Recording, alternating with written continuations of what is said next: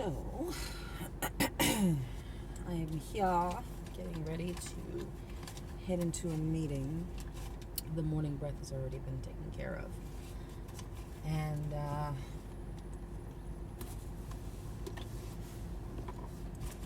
things have been okay. Sometimes I have my moments where I'm, on the cusp, a crossroad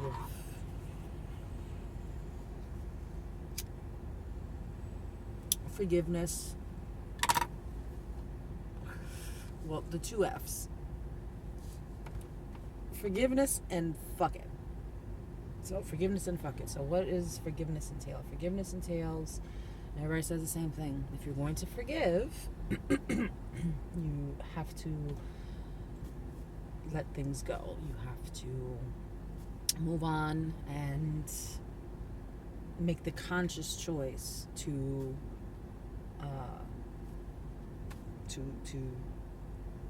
move on. And then there's fuck it, or fuck him, where you ask yourself, is it worth it? Is it worth it? The time, the energy invested. And you're on the edge, you're on forgiveness. You're in forgiveness mode, and you try, and sometimes it's good, sometimes things are good. And then you're given these reminders, these little flashes, memories start to seep in. And you ask, well, the whispers, not the voices, because if I said the voices, we'd be a little concerned. The whispers are like, well, you're making the choice to forgive, so we're going to throw all this shit in your face to see if you really do forgive. I've done some really, really fucked up shit in my time. Really fucked up.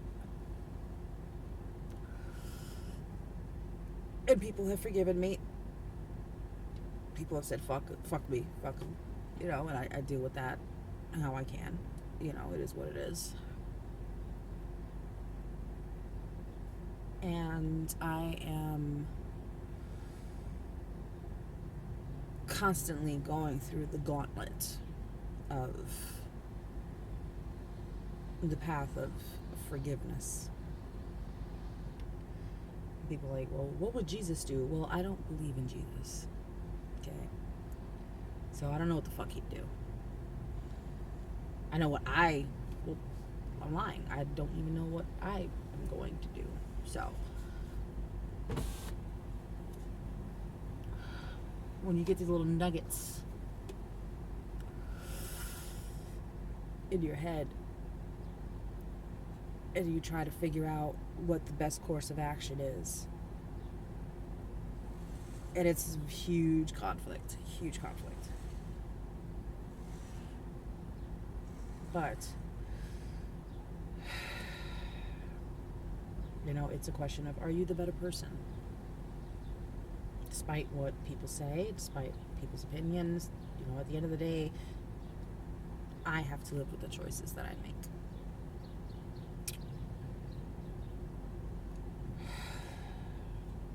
It's just like, you're reminded. It's not like you can pack up and move away and just leave all that shit behind you. No. I packed up and I got out of where I was staying when you were displaced, and in a new home, new memories, new beginnings, all that good stuff. And my sister said it best, my younger sister, actually. And it's so funny that I say she's my younger sister, because sometimes she is much, much wiser than I am. And it's like PTSD, post-traumatic stress disorder. I went through a trauma, and I have to deal with that trauma. It's not like, oh, moving into a new house and it's great and everything's new and everything's fresh, and it's like I went through that trauma, and I never I endured all of that for a fucking year. And then with that trauma on top of it, the unnecessary domestic soap opera that quickly followed. And I'm angry. Still. I have a right to be. And then there are those moments where it's like, okay, I can get through this. But then there's sometimes that it's like, I'm not sad anymore about it. I'm fucking angry.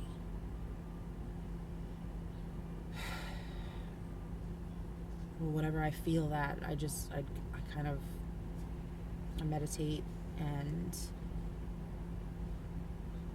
I stop and remember what my insignificant other did, and not what he did to me, but what he did for me. And the biggest thing is that he saved my son's life. He jumped through the fucking fire to save him. So, like Spider-Man, everybody gets one.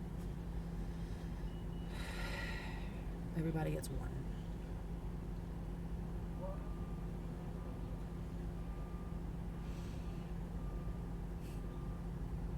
PTSD.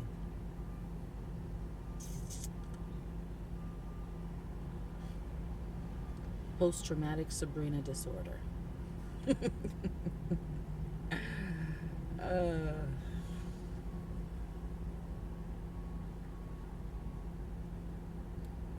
talk more about this. Take care of that morning breath. I already did, but I'm sure I'll have to compensate once I chug a bunch of fucking coffee.